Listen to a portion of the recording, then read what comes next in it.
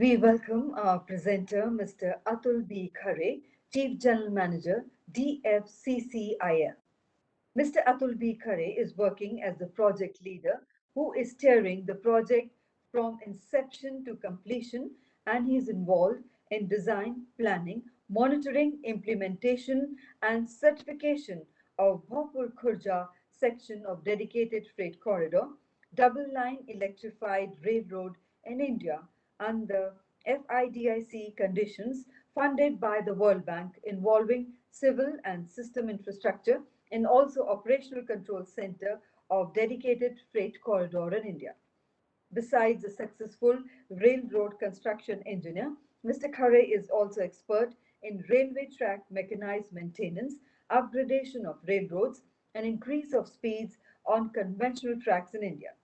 He was also in charge of rail operation, senior management level in various administrative and technical positions in Indian Railways.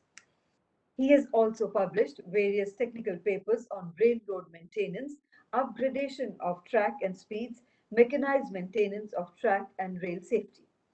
He has acquired knowledge of strategic leadership management, intermodal logistics, and Indian and international contract and arbitrations by way of various national and international trainings and practice while working for more than 30 years. I am Atul Khare, Chief General Manager on Dedicated Freight Corridor. I am looking after right now the project of completion of 353 kilometer. This is a double line freight corridor track on of Indian Railways, which will be primarily used for carrying freights on the eastern corridor, that is right from Sahnewal in Ludhiana to Dankuni in West Bengal. So I am in charge of this 353 kilometer, which is from Khurja to short of Kanpur. The place is known as Bhaupur. So I will be introducing the concept of mechanized track laying and mechanized overhead electrical equipment. Shortly we call it OHE. How did we do the foundation and then wiring, etc., by all mechanized means, so that the speed and quality has improved. So I'll go ahead with the presentation. This is what I was talking about. We have on dedicated freight corridor two corridors. One is the western corridor. It is around 1500 kilometers. That is from Dadri to JNPT, and the second corridor is from Ludhiana to Dankuni. And this portion which I have encircled is Bhaupur Khurja, which is shown in the blue color. It is my section, which has been recently inaugurated by Honorable Prime Minister of India on 29th of December, and now the regular operation of around 25 trains each way is running. So this eastern corridor is again divided into several parts. It is approximately 1800 kilometers, which is about to open in June 22. And there are future corridors also which are in pipeline. I will not talk about those corridors. So to complete this work, definitely the timeline given was very tight, and it was a 350 kilometer, which was to be completed in 5 years, and including land acquisition, designing, then construction, laying of track, completing the system works, etc. Along with this, there was one additional feature which I am not including in the presentation, is the completion of operational control center at Allahabad, which will be covering the entire 1800 kilometer of eastern dedicated freight corridor. So to complete all this work in the shortest possible time, we had to go for the mechanization, because by manual means it was not possible. So I will be covering two aspects. One is the track laying by mechanized means, another is the OHE works by the mechanized means. So why we have gone for the track laying? Naturally, with this freight corridor has been designed for carrying a 32 metric ton axle load That is, in this case, we have designed formation and bridges of 32-ton axle load, and the track structure we have designed for 25-ton axle loads. So we are handling, because the so much heavier track with the heavy haul trains, it was required to eliminate as much as welds as possible. So we have taken 260-meter long panel right from the welding plant, and handling this 260-meter panels manually was not possible. And all the logistics required for this 260-meter long panel, then the concrete sleeper, then the assembly line, etc., was not. I mean, we cannot think of anything manually with this magnitude of work. So what we did, we have gone for a new track construction machine. We call it NTC in short, and we have utilized this machine for the work. So this initial laying, along with the speed and the quality, both were phenomenal, and we could achieve the work in time. Second part is the OHE, because doing this work by overhead, I mean, completion of around 1500 kilometers wiring, 16,000 foundations in a span of around 2 years, along with the system works. It was again a Herculean task. So we have gone for overhead electrical mechanized equipment. The equipments I will be introducing later on. But why have we gone for mechanization in OHE? Because we will be carrying trains at 2 minutes headway. Again, this is a system of 2 into 25 kV against the conventional system of normal 25 kV in the Indian Railways. And our catenary and contacts size is also heavier than the Indian Railways. Right? We have catenary of 120 square meter mm and contact wire of 150 square mm. Having this much size, and there are two additional wire because of 2 into 25, that is the aerial earth wire and the negative feeder. So with this, there were 4 wires. So it means that we have to design the foundations and the catenary OHE system, which is much heavier than the Indian Railways. For completing this work, it was not possible to do it manually. And again, the preset tension is also higher than Indian Railways. So all this, what we have thought of, that we should do all the works of overhead equipment by a mechanical means. So coming to the machine first, the track laying part, the machine which we adopted is naturally the state-of-art world class, and it is around 45 kilometer long. It is about consisting of a truss frame. I will be showing in the picture later on. And it is a completely mechanized flow of material, sleeper, rails, everything is done. And it is working at the speed of 10 sleepers per minute. And it is, when we take it from the base station to the workplace, it travels at 80 kmph. And it is capable of handling 260-meter long rail. So I'll explain the machine. It's a truss which I was showing. The truss is supported on crawler, and it's a self-propelled type of machine, and it has a rail threading and laying unit. And following this, it's a fleet of wagons. In our case, those were 22 wagons which were carrying rails and sleepers.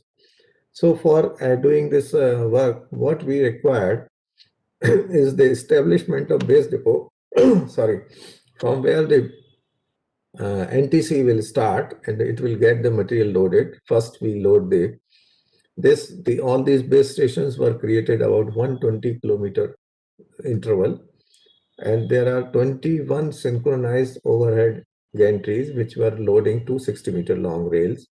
And there were 2 lines. One is a reception line, dispatch line. And over this, what I will explain, that you will show there is some concrete bed where the rails were embedded, on which the rails were stacked. And there was again a sleeper assembly, sleeper line, which is not shown in the picture. So activities at base depot. we were unloading 260-meter long rail panel with synchronized gantry, which we have taken on a operational line from Indian Railways. And there was about 1.56 kilometer of rail which we can load in one formation on 12 and around 2590 of the sleepers were loaded in about 6 to 8 hours. So what we were doing that there were two material trains. So one train was under loading and another train was under operation. And soon as the work of one material train was finished, we were taking it back to the base station, and if traveling the new material train was doing the work. So practically every day we were in position to lay about 1.56 kilometer of track with two material train and one NTC. NTC, I have already explained. NTC, this formation is a 22 number BLC wagon, and in which 12 numbers rails were loaded. Rails were loaded at the bottom of material train. Over to that, 2,590 sleepers were loaded, and these were propelled by two UTV, Universal Track Machine Vehicle, we will say. This is rail unloading. Once the material train reaches to the work site, the rails are threaded. There is a mechanism in the NTC which is pulling ahead the 260-meter long panel to some extent, and then further this rail panel, 260-meter rail panel, was gripped by a friction grip clamp, which I am showing in the picture. And with this, the rail were pulled by a dozer ahead of the NTC machine. And these two rails were laid at around 1700 mm in distance. And this is the equipment which is shown in the picture. This is a dozer which is pulling the machine. So these rails are supported at 6 to 10 meter interval with a lateral separation of 1700 meters. 7 mm, sorry. So once the rails are laid, then ballast bed is prepared. Over the ballast bed, we are marking a center line on which the track is to be laid. And there is a pointer in the NTC machine which is to be kept in position over this line so that the alignment of track laid is maintained. There is an operator unit which is popularly known as Jupiter control. It's a computerized control and which is controlling all the movement of machine. So this sleeper, I have tried to show in the this picture that how the sleepers are moved over the conveyor belt in the direction of arrows, and finally the sleepers are dropped at the ballast bed. And once the sleepers are dropped, then the rubber pad is put on that sleeper by a person sitting somewhere here, and he's keeping the rubber pad over these machines. And then finally, as the machine moves, the rails are threaded to the rail seat by the machine itself. These are the rollers which are threading machine from outside, means from 1700 mm to the normal track center, track gauge. After this machine is doing the work, I mean after completion of the machine work, the skeleton track is finally laid at the sleeper, and following that a clip applicator was run. I have not shown or included in the presentation to fix the clip. Then the ballasting is done. Then finally we are tamping and ballasting and finally making the track ready for normal 30 kmh track.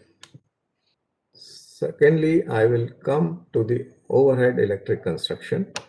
As I explained earlier, all overhead equipments were very heavy. So we had gone for the cylindrical foundation. These are the foundation of a short pile type, and against the rectangular foundation which normally Indian Railways were so far using. And the requirement of these foundations were because it is very near to the existing running railway lines where the lot of space constraints were there because of cables and proximity of the operational lines. These foundations were designed as per UIC report, and we have adopted two type of foundation. One is the 900 mm dia and another is the 1200 mm dia, which was used for the portal. So while I will explain how the foundations are done. What we did, we utilized mostly rail cum road vehicles, and on that rail cum road vehicles, we have fixed in the auger machines. So after once the track is laid, the rail cum road vehicle was moving and doing the augering uh, by the, while working, moving on the track. What is important in this case, why have we used a rail cum road vehicle, not as the normal track? Because at some location, it's an interface issue, the timelines were very tight, so we had to resort that there was some critical location where the track was not laid, but we had resorted to fixing of the OHE mast prior to even the track was laid. This could have been possible because we have designed everything and used GPS coordinates even for the foundation and GPS coordinates for the track. So even though when the track was not there, the foundations were carried out and the masts were erected by following the GPS coordinate system.